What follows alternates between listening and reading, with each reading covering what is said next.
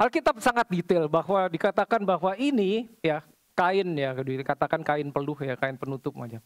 Itu ditinggalkan Yesus terlipat. Terlipat. Ini benar, ini gambarnya lumayan akurat nih, memang terlipat. Kalau saudara mungkin yang sekolah hospitality, saudara tahu maksudnya apa kalau kain itu dilipat? Ya, ada sekolah hospitality di sini? Ada nggak? Ya, mereka pasti tahu kalau dilipat ini berarti orangnya belum selesai. Itu as simple as that.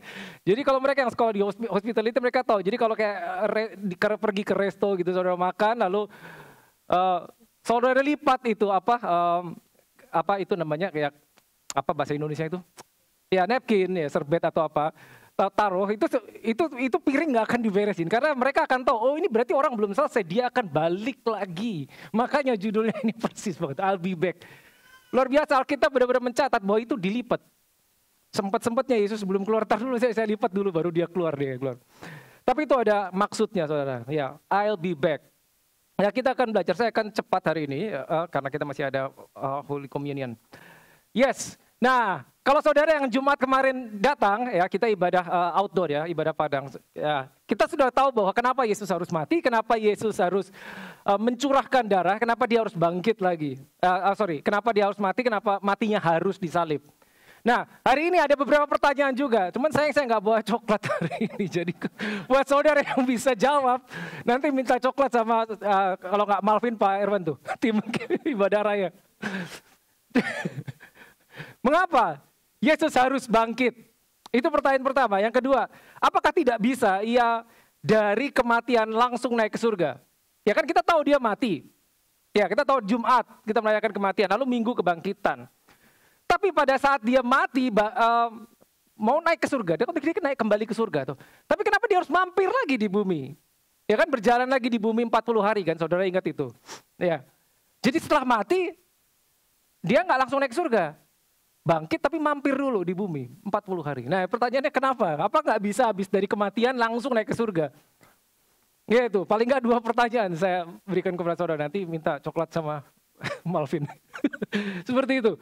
Ya, nah ini nanti kita akan tahu mengapa dia harus bangkit, kenapa dia harus mampir ke bumi. Ya, itu 2. Nanti ada 1 lagi pertanyaan. Nah, saudara bayangkan begini, mungkin kalau di Australia sedikit beda, tapi kalau saudara lihat di Indonesia, kematian Yesus itu jadi hari besar toh. Jumat Agung itu bahkan hari besar kan di Indonesia juga gitu kan? Ya, sama di sini juga disebut Good Friday. Kalau di kalender di Indonesia di situ akan tertulis kematian wafatnya Isa Al-Masih. Betul. Kalau saudara masih ingat kalender Indonesia, mungkin kelamaan tinggal di Australia, lupa kali ya. Di kalender akan ditulis hari wafatnya Isa Al-Masih. Oke. Ya. Tapi habis itu, saudara hanya akan menjumpai hari kenaikan Isa Al-Masih. Saudara perhatikan nggak di kalender Indonesia? Wafat langsung naik. Kenapa tidak ada hari besar kebangkitan? Karena orang-orang normal mereka tidak percaya bahwa orang mati bisa bangkit lagi. Pernah kepikir gak? Kematian langsung kenaikan. Lo bangkitnya kapan? Gak masalah, pokoknya mati naik. Tapi kita tahu bukan cuma mati langsung tapi naik. Tapi dia berjalan, dia bangun lagi, dia bangkit lagi. Nah ini sesuatu yang menarik. Boleh slide selanjutnya. Ya ini dia, sudah. Ya. Mengapa Yesus bisa bangkit dan mengapa Yesus bangkit? Nomor 1, karena dia tidak berdosa. Alkitab mengatakan upah dosa, menggunakan kata upah. Sebetulnya upah itu seperti hukuman dosa. Upah dosa adalah maut, begitu kan di Alkitab, ya. Jadi dosa itu selalu terkoneksi dengan maut. Maut adalah mati. Jadi kalau ada orang mati tanpa berdosa, mau nggak mau dia pasti bangun lagi. Apa maksudnya? Karena upah dosa atau hukuman dosa adalah maut atau mati. Nah ini ada orang tanpa dosa, mati. Sehingga maut tidak bisa menahan. Mau nggak mau harus dilepaskan oleh si maut. Itu yang dialami Yesus. Alasan pertama, kenapa dia bangkitkan itu. Yang kedua, dia tidak berasal dari debu tanah. Maka dia tidak kembali ke tanah.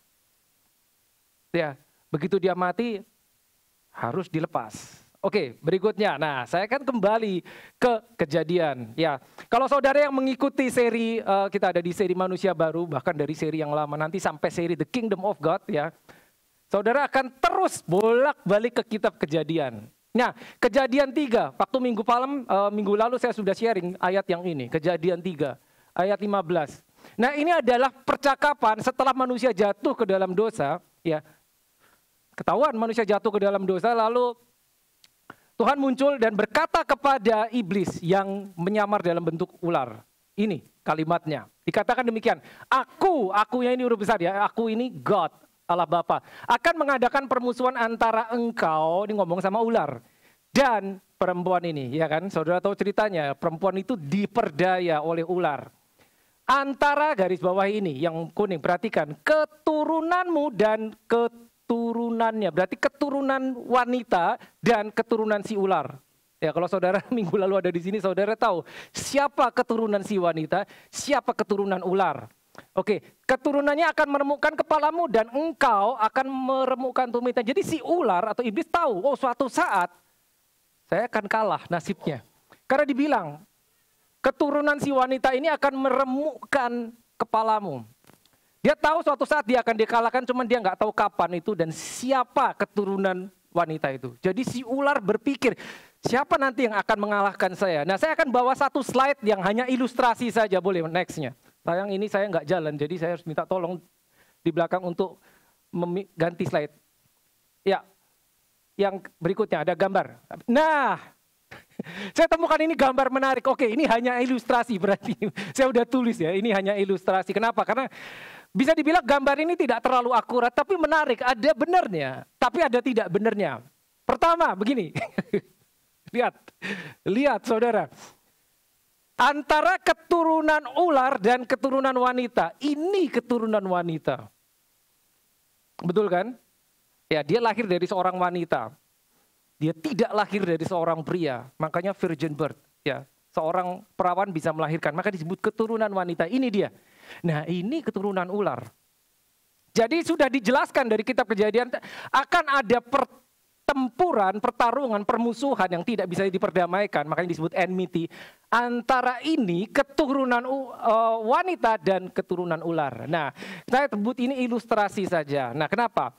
Ya, kalau saudara melihat gambar ini, lihat. Ini kan pasti saudara lihat ini siapa? Yesus toh. Ya, dan ini tentunya si iblis. Tapi begini saudara, saya bilang gini, ya, saudara pada saat lihat gambar ini saudara bisa melihat begini, ini manusia. Ini manusia. Makanya lihat, the enmity war, the battle is between humanity and Satan. Jadi bukan God, ini bukan Tuhan, manusia. Nah, ini penting. Saya ngomong penting 3 kali. Penting saudara memahami bahwa Yesus berjalan di atas muka bumi sebagai 100% manusia. Saudara harus tahu itu. Sehingga pada saat dia mati sebagai manusia, dia bangkit sebagai manusia. Pada saat dia berhadapan sama ini sebagai manusia, bukan sebagai Tuhan, meskipun dia Tuhan. Kenapa? Karena kejatuhannya pertama di Taman Eden, ya, itu antara manusia dan iblis toh, ya, si wanita sama ular. Ya, itu game yang pertama katakanlah, between man and devils, menyamar jadi ular. Sehingga nanti game yang kedua, kedatangan Yesus yang kedua, juga harus antara manusia dan iblis. Betul, ya, tangkap, masuk akal. Itu yang pertama. Alasan yang kedua, ya, kenapa sebelumnya. Ya, kenapa saya katakan ini saudara bisa lihat ini manusia, this is not God. Ya, karena ini ciptaan, ini juga ciptaan. Jadi tidak mungkin antara God and the devil, ini nggak seimbang. No, devil is creation, God is God, creator. Nggak mungkin. Ini satu hembusan nafas dari Tuhan habis, iblis. Jadi pertempuran, pertikaian. Ya, the battle is between humanity and darkness, Satan. Oke, you got it? Ya. Nah, itu sayangnya masih ada sampai sekarang. Masih ada, meskipun dia harusnya udah kalah, ya. Tapi karena dia curang, ya, maka ini masih terus berlangsung. Ya, ini hanya ilustrasi saja. Maka ada benernya, betul. Jika saudara melihat ini sebagai manusia, ini betul. Ya, ini menarik ya. Nah, jadi ingat, Yesus berjalan di atas muka bumi sebagai Adam juga. Adam yang pertama ya diperdaya, maka harus ada Adam yang berikutnya. Oke, boleh next slide, silakan. Nah, lihat, saudara lihat gambar ini. Nah, kalau saudara lihat ini, saudara juga harus bisa tahu, memahami bahwa yang tergantung di salib itu manusia. Namanya Yeshua, Yesus. Jesus is a name, manusia. Betul, ini manusia. Karena Tuhan tidak bisa mati. God cannot die. Manusia bisa. Ya, saya harap ini bisa mudah dipahami. Ini manusia yang membunuh manusia juga. Walaupun di baliknya ada usaha iblis. Oke, yang bangun ini manusia juga. Dia masih sebagai manusia. Ini mati sebagai manusia, ini manusia. Walaupun tubuhnya ini beda dengan tubuhnya ini. Ya. Saudara bayangkan, dia mati ini kan penuh luka toh. Hancur, habis semua. Sampai Alkitab mengatakan mukanya tidak seperti manusia lagi. Udah gak kayak orang. Tapi saudara bayangkan, 3 hari kemudian dia bangun toh. Kok bersih? Lukanya kemana? Kan dia bangun gak penuh luka toh. Kalau enggak kan orang ngeri banget kayak mayat hidup. Iya kan? Ya, makanya saya bilang tubuh yang ini beda dengan tubuh yang ini. Ini dikatakan ini tubuh kemuliaan. Tapi ingat, human, man, dan man. Oke, klik next, boleh. Nah, lihat. Nah, saya mau buka ini, 1 Korintus 2 ayat 8. Ini penting sekali saudara tahu. Lihat. Yesus disalib gara-gara apa? Yang menyalibkan. Siapa yang menyalibkan Yesus? Ini pertanyaan Sunday School. Siapa yang menyalibkan Yesus? Orang Yahudi, betul. Melalui tangan orang Romawi. Digerakkan oleh the spirit of darkness. Berarti apa? Iblis, betul toh? Spirit behind. Tapi keinginan orang Yahudi sendiri, keinginan orang Israel sendiri melalui Romawi. Ya, kita tahu ceritanya Pontius Pilatus. Nah, tadi waktu gambar yang sebelumnya, ya, kita tahu ada 2 pihak. The devil and Adam, man. Ya. Si iblis selalu berusaha, karena dia tahu kan, dia udah dibilang ada keturunan wanita ini yang akan mengalahkanmu. Jadi sepanjang sejarah kehidupan manusia, saya udah baca 4.000 tahun ya sampai Yesus mati, Yesus datang dan mati itu kan 4.000 tahun dari Adam. Dia tahu suatu saat saya akan dikalahkan oleh keturunan wanita, tapi ini dia nggak tahu orangnya yang mana. Jadi dia harus mencari tahu yang mana ya keturunan wanita, apakah yang itu, sehingga dia akan berusaha membunuh setiap laki-laki yang dikira sebagai keturunan wanita. Jadi kalau saudara baca sepanjang Alkitab, itu banyak orang-orang mati dibunuh. Contoh, Musa lahir. Bayi-bayi dibunuh toh. Yesus lahir, bayi-bayi dibunuh. Angkatan Yesus mati semua, dihabisi oleh Herodes. Betul kan? Zaman Musa dihabisi oleh Firaun. Nabi-nabi begitu banyak dibunuh. Sepanjang sejarah umat manusia, iblis mengira dia berhasil membunuh Yesus. Dia nggak tahu yang mana keturunan wanita. Sampai suatu saat, ada seorang tukang kayu dari Nazaret tiba-tiba jalan dan dibaptis oleh Yohanes Pembaptis. Dan ada suara dari langit yang berkata, inilah anakku yang kukasihi. Baru itu dia tahu, oh yang ini orangnya. Maka selama 3,5 tahun Yesus pelayanan, cuma pendek saja saudara, 3,5 tahun. Iblis berapa kali berusaha membunuh dia. Tapi nggak pernah bisa. Kalau saudara baca, kita baca Injil aja, berapa kali Yesus mau dibunuh? Betul kan? Pernah mau dilempari batu. Nggak bisa toh. Nggak bisa, di bait suci mau dilempari batu, nggak bisa. Yesus jalan aja, menghilang. Pernah dia mau didorong dari jurang di kotanya sendiri di Nazaret. Nggak bisa kan, Yesus jalan begitu aja. Tidak bisa. Tidak bisa. Nah, iblis nggak tahu bahwa ini, ya saat disalib, itu dia mengira dia berhasil kali ini membunuh ini. Nah, saudara ingat, Adam pertama jatuh ke dalam dosa, itu tidak dengan paksa. No, iblis datang dalam bentuk ular, nggak maksa toh. Dia tidak datang dalam bentuk harimau beruang yang besar, paksa. Ayo kamu, paksa, makan buah ini. Enggak, dia memperdaya. Perhatikan baik-baik, dia tidak memaksa. Maka dalam bentuk ular, karena dikatakan ular paling cerdik, diperdaya. Nah pada saat Yesus berjalan 3,5 tahun, dia berusaha mengulangi dengan taktik yang sama. Kapan itu? Saat Yesus berpuasa 40 hari. Ingat saudara? Iblis datang dengan 3 kali cobaan. Berusaha memperdaya. Jadi dia berusaha mengulang dengan taktik yang sama dilancarkan kepada Adam yang pertama. Kali ini dia tahu itu Adam yang kedua. Dia ngomong.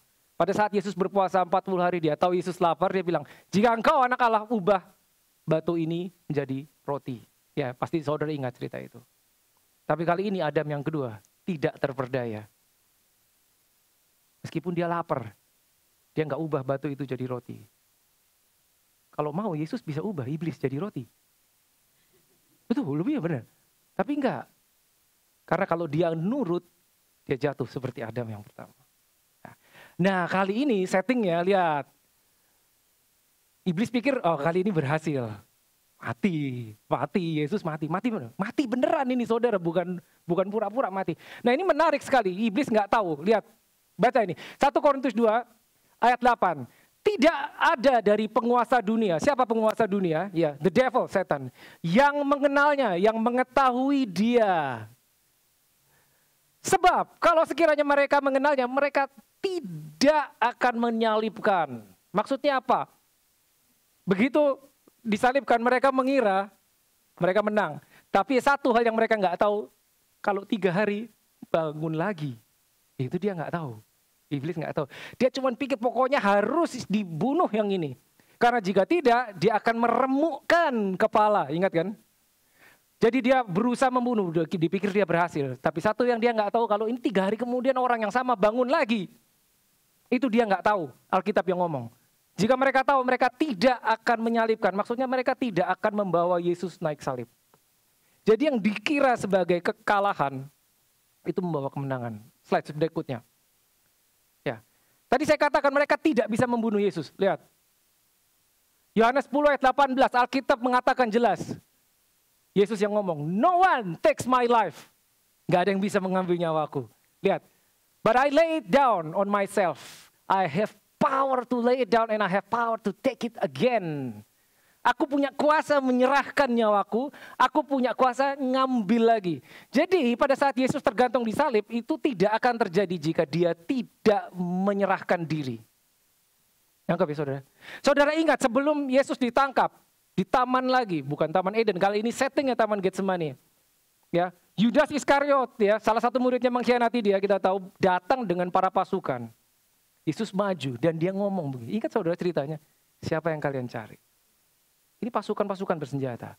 Mereka bilang, Jesus of Nazareth. Lalu Yesus ngomong gini, akulah dia. I am. Apa yang terjadi? Mereka mundur dan terjatuh. There is power coming out of him. Nggak bisa ditangkap aja, nggak bisa. Apalagi mau dibunuh. Baru bangun lagi, Yesus nggak bilang, pada saat dia bilang, I am. Wow, jatuh. Terus, jatuh, serang. Mau dilemparin batu. Enggak, saudara. Tenang dia. Sorry. Terlalu bersemangat. Thank you Pak Haris. Thank you. Ya, itu ceritanya seperti itu. Baru mereka jatuh, bangun lagi, ditanya lagi pertanyaan sama. Siapa yang kamu cari? Mereka jawab, Yesus dari Nazaret, dan dia bilang, I am.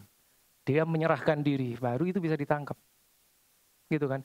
Di hadapan Pontius Pilatus mengancam Yesus. Karena Yesus nggak mau ngomong, dia tanya, Pontius Pilatus bilang, aku punya kuasa untuk melepaskan engkau dan menyalibkan engkau. Yesus bilang, start dulu sebentar. Engkau tidak punya kuasa apapun atas aku jika tidak diberikan dari tempat tinggi. Ingat cerita itu? Jadi itu menunjukkan bahwa Yesus disalib itu karena dia menyerahkan diri. Saat Petrus berusaha membela, cabut pedang kan. Wah, dia udah marah, kepotong satu telinga orang kan. Ingat cerita itu?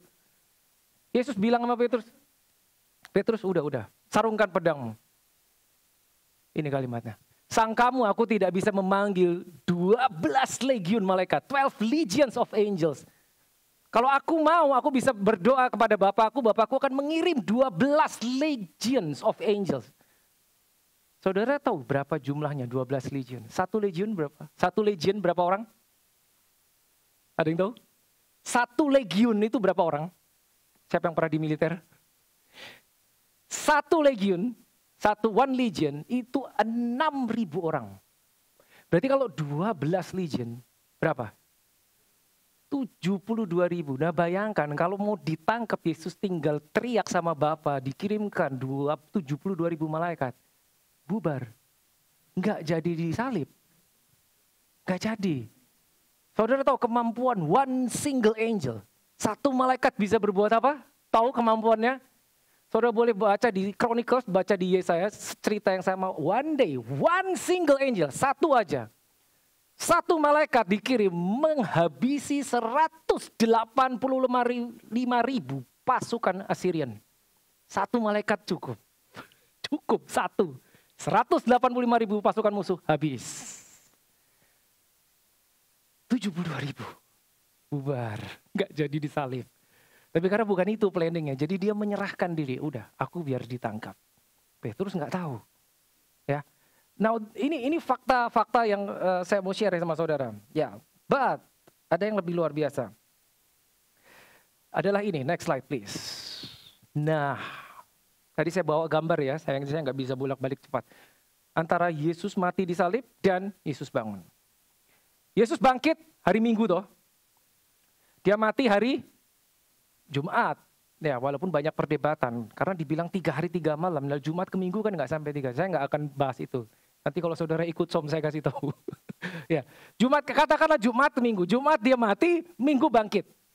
Pertanyaannya, apa yang terjadi antara Jumat sampai Minggu? What happened between ya Friday and Sunday? Apa yang terjadi? Alkitab kayaknya nggak ngasih tahu tuh. Dia mati, dia bangun, bangkit. Yang terjadi apa? Apa yang terjadi? Let's go back to the slide. What happened between Friday and Sunday? Ada beberapa yang sudah tahu. Beberapa bingung. Mungkin saudara nggak kebayang apa yang terjadi Jumat sampai Minggu. Berarti kan melewati Sabtu, paling tidak lah.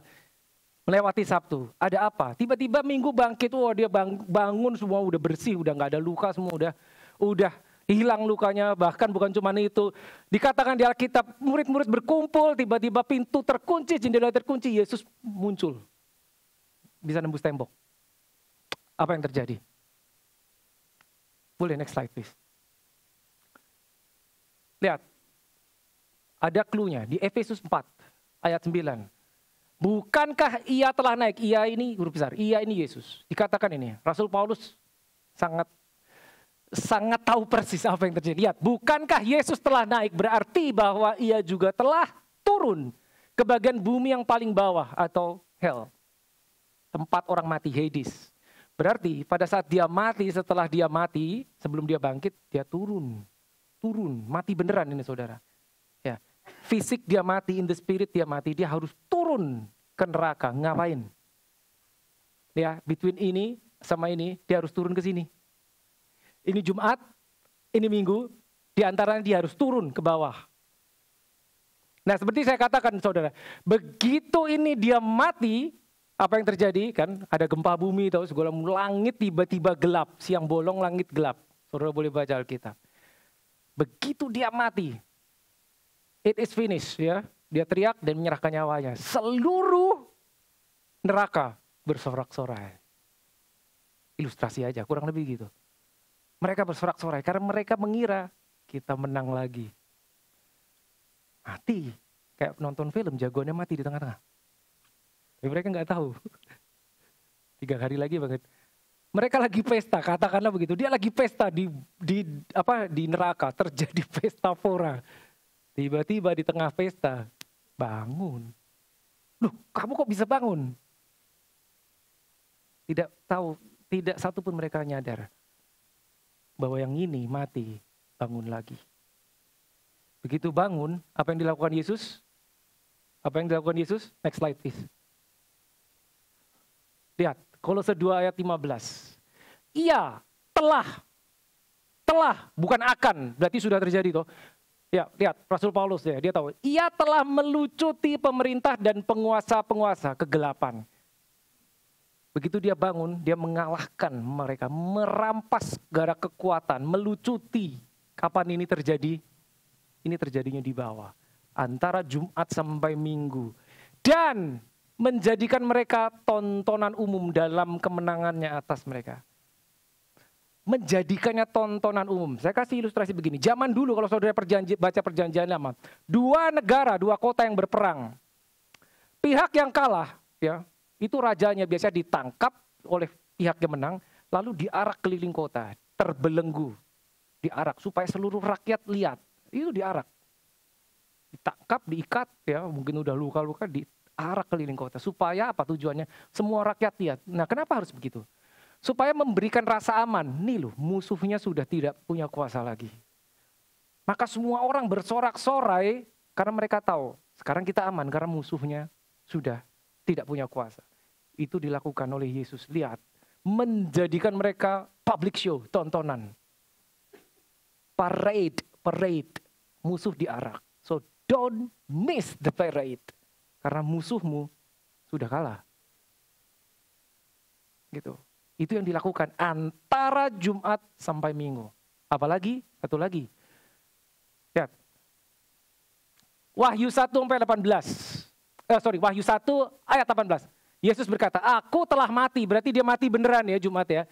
Namun lihat, aku hidup sampai berapa lama? Selamanya. Ini bedanya kebangkitan dia sama kebangkitan Lazarus. Lazarus bangkit mati lagi. Kalau Yesus bangkit, dia tidak akan mati lagi. Itu dia bedanya. Nah perhatikan. Aku memegang segala kunci maut dan kerajaan maut. Jadi dia bangun lagi di tengah-tengah pesta di alam maut, ada pesta merayakan kematian Yesus karena mereka mengira mereka mengalahkan Yesus. Tiba-tiba dia bangkit dan bilang, give me the keys. Give me the keys of hell, keys of death. Jadi sekarang kuncinya yang pegang siapa? Yesus. Bukan lagi yang di bawah. Sebelum Yesus mati, dia pernah ngomong gini sama Petrus. Kepadamu kuberikan the keys of the kingdom of heaven. Lagi-lagi kunci. Apa yang kau ikat di bumi akan terikat di surga. Apa yang kau ikat di surga akan terikat di bumi. Nah, saudara lahir baru, saudara percaya sama Yesus. Now, this is amazing. Dia mengalahkan musuhmu. Kuncinya sudah dipegang dia. Kunci maut. Kunci maut. Musuh sudah dikalahkan, sudah dilucuti kekuatannya, sudah dilucuti kekuasaannya. Kita menikmatinya. Yesus yang melakukannya. Itu dia, itu orang percaya, warisan orang percaya. Ya. Next slide please. Tadi saya sudah jelaskan, apa yang setan tidak tahu bahwa nomor satu, Yesus bisa bangun lagi, itu dia nggak tahu. Dia cuma tahu pokoknya ini orang harus mati. Berhasil mati, mereka bersorak-sorak, tapi dia nggak tahu dia bangkit lagi. Yang kedua, setan juga nggak tahu bahwa kematian Yesus setelah itu dia bangkit, ya. Manusia diangkat. Yang percaya itu diangkat bersama-sama Yesus. Yang ketiga, dia juga tidak tahu, musuh setan tidak tahu bahwa Holy Spirit akan diberikan kepada orang yang percaya. Ya, kalau saudara ikut seri Manusia Baru, saudara akan tahu posisimu saat ini itu bersama Yesus. In the heavenly places. Saudara boleh buka Efesus 1, 19, 20 dan Efesus 2. Ya. Ayat 6 sampai 7. Saudara akan tahu bahwa dikatakan Yesus setelah naik ke surga, Yesus duduk. Bukan berdiri, saudara. Duduk di sebelah kanan Allah Bapa. Duduk, sit down at the right hand of the Father. Kenapa duduk? Karena finish, selesai. Maka dia duduk. Dan lebih lagi, dikatakan apa? Dia mendudukkan engkau di samping Bapa, bareng Yesus. So your position right now is at the right hand of the Father in Christ Jesus. Loh, maksudnya apa? Kita hidup di dunia, but your position of authority is at the right hand of the Father. Makanya posisimu di atas musuhmu, di atas iblis. Tinggal percaya apa enggak? Begitu percaya, itu akan terjadi sesuatu, akan ada manifestasinya. Tapi kalau apa iya, tidak akan melihat kita. Ini resurrection, ini tidak akan terjadi kalau dia tidak dibangkitkan. Ya, so please don't forget, jangan lupa, ini musuh nggak tahu ini. Tadi udah dibilang, kalau mereka tahu, mereka akan menghentikan jangan sampai Yesus disalib. Ya, nah Pertanyaannya, boleh next. Apa yang terjadi sebetulnya jika Yesus tidak dibangkitkan? Nah kan sering ada pertanyaan gini kan, ya. Sekali lagi, sering ada pertanyaan gini, mengapa Yesus harus mati? Hari Jumat kemarin saya tanya, waktu kita ibadah Good Friday, mengapa Yesus harus mati? Wah banyak jawaban. Untuk menebus dosa, good. Untuk menghapus dosa, benar. Iya. Sekarang saudara udah tahu kenapa dia nggak bisa menebus dosa dari surga. Dia harus turun. Kenapa? Karena Adam yang pertama kejadiannya, ya manusia toh. Jadi dia harus jadi manusia. Nggak bisa dari surga disambil enak-enak menebus dosa. Nggak bisa. Dia harus mengulang story. Harus jadi Adam juga. Nah, lihat ini. Apa yang terjadi jika Yesus tidak bangkit? Gini, kematian Yesus kita tahu, banyak kita tahu untuk menebus dosa. Jadi kalau dia mati, perhatikan baik-baik, saya pelan ya. Kematian Yesus, kebanyakan orang tahu untuk menebus dosa. Apa dia harus bangkit lagi? Bukankah dia mati cukup? Kalau dibilang kematiannya menebus dosa, dia mati cukup loh. Gak usah bangkit. Habis mati langsung naik surga. Makanya tadi saya tanya di awal kan. Dari mati langsung aja, rohnya aja, gak usah pakai tubuh. Rohnya naik surga. Toh selesai. Kematian menebus dosa. Kenapa dia harus bangkit? Halo, lihat. Kita berdoa kan. Kita kalau doa, kita tutup doa kita dengan dalam nama Yesus. Tahu kenapa? Kenapa harus dalam nama Yesus? Kalau saudara nggak tahu, itu cuma jadi kalimat kosong. Come on. That name. Kenapa nggak dalam nama Musa, dalam nama Abraham? Bukankah cukup bagus mereka? Dalam nama Petrus, dalam nama Yohanes. Mereka orang-orang hebat. Kenapa dalam nama Yesus? Oh, karena Yesus adalah Tuhan. Good. Saya akan jelaskan di lain session. But the thing is this. Karena saudara tahu di dalam lubuk hatimu bahwa nama yang satu ini beda. Nama itu ada kuasanya. Lihat. Kalau Yesus tidak bangkit. Bahkan Alkitab berkata gini. Jika Kristus tidak dibangkitkan, maka sia-sialah kepercayaanmu. Jadi kalau Yesus nggak bangkit, kita nyebut dalam nama Yesus. Nggak ada kuasanya saudara. Nggak ada. Itu hanya berkuasa karena, lihat, bukan cuma itu, lihat, sia-sialah kepercayaanmu dan kamu masih hidup dalam dosamu. Wait, sebentar, bukankah kematian Yesus menghapus dosa, menebus dosa? Tapi kenapa dikatakan kalau dia tidak bangkit, kamu masih tetap berdosa? Karena begini, orang mati nggak bisa menolongmu. Orang mati tidak punya kuasa. Jadi kalau Yesus nggak bangkit, kita mau 1000 kali, 10.000 kali kita ngomong dalam nama Yesus, tidak akan ada kuasa. Because our Lord is dead.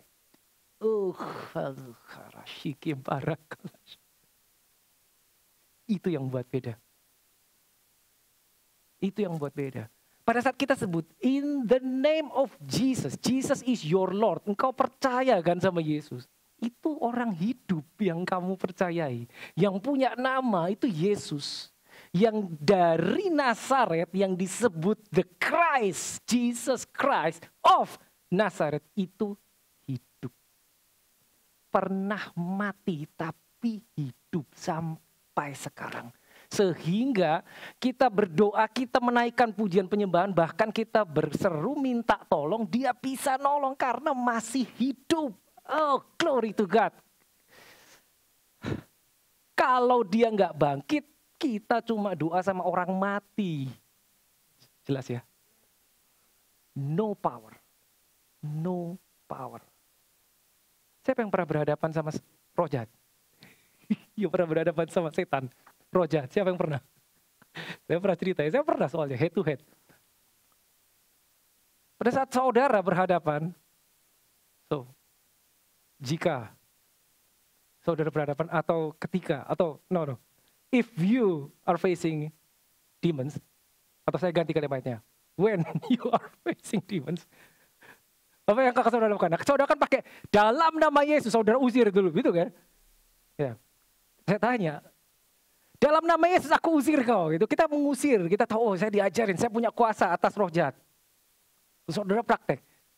Dari mana kamu tahu nama itu ada kuasanya? Karena yang punya nama itu bukan orang mati. Kalau itu namanya orang mati, nggak bisa dipakai, saudara. Ya, jadi ingat baik-baik. This is amazing. This is the amazing truth yang kita harus ingat. Nah, satu lagi. Karena waktu saya sudah mau habis. Ya, satu lagi. Ini dia. Untuk menjawab, kenapa Yesus harus mampir ke dunia dulu. Dia mati, dia bangun, bangkit kan, dia naik. Tapi dia mampir di bumi 40 days. Ini dia. Kepada mereka, ia menunjukkan dirinya setelah penderitaannya selesai. It is finished, kelar, udah. Dan dengan banyak tanda ia membuktikan bahwa ia hidup. Sebab selama 40 hari ia tidak sekali, tidak dua kali, berulang-ulang menampakkan diri dan berbicara kepada mereka tentang kerajaan Allah. Worship team boleh kembali. Saya tutup dengan ini. Jadi kenapa? Dia punya alasan. Dia bangkit, aku mampir dulu 40 hari di bumi. Berjalan, berkeliling menunjukkan kepada banyak orang, berulang-ulang. Supaya apa? Supaya semua mereka tahu, aku benar-benar hidup, bukan cuma cerita. Orang-orang Farisi datang kepada orang-orang Romawi setelah Yesus mati. Mereka bilang gini, sama Pontius Pilatus, mereka bilang gini, tolong dong kubur Yesus dijagain, supaya murid-muridnya tidak datang dan mencuri jenazahnya. Sehingga mereka bilang dia hidup, karena jenazahnya nggak ada. Ya, jadi pada saat Yesus bangkit, itu saudara tahulah cerita yang saudara baca, itu kubur itu dijaga. Ada pasukan-pasukan yang menjaga. Tapi tetap aja mau dijagain gimana dikasih batu, dia bangkit, bangun. Kubur kosong, membuktikan bahwa orang yang dikubur udah nggak di situ, hidup. Tapi mereka meniupkan berita bohong bahwa mayat Yesus diculik oleh murid-muridnya. Tapi itu dipatahkan oleh Yesus. Kenapa? Aku benar-benar hidup. Nih kamu lihat. Aku benar-benar hidup. Aku benar-benar 40 hari. Dia jalan kemana-mana, dilihat oleh banyak orang. Aku hidup. Baru setelah itu, oke, selesai, aku naik. Jadi saudara tahu ya, the main purpose of redemption, penebusan yang utama itu tujuannya bukan cuma memberi kita tiket ke surga. Itu cuma salah satunya. Saudara percaya Yesus menebus. Saudara memang dapat tiket ke surga. Tapi lebih dari itu. Tujuan utamanya adalah mengembalikan apa yang kacau gara-gara Adam yang pertama. Apa itu? Holy Spirit yang pergi dari manusia. Maka proses penebusan belum selesai di salib, belum selesai. Yesus bangkit sudah selesai, belum selesai. Sampai Pentakosta, sampai Holy Spirit, sampai rohnya balik lagi, itu baru selesai. Karena kalau dia nggak bangkit, nggak akan ada orang Kristen. There's no Christianity. Okay, let us pray.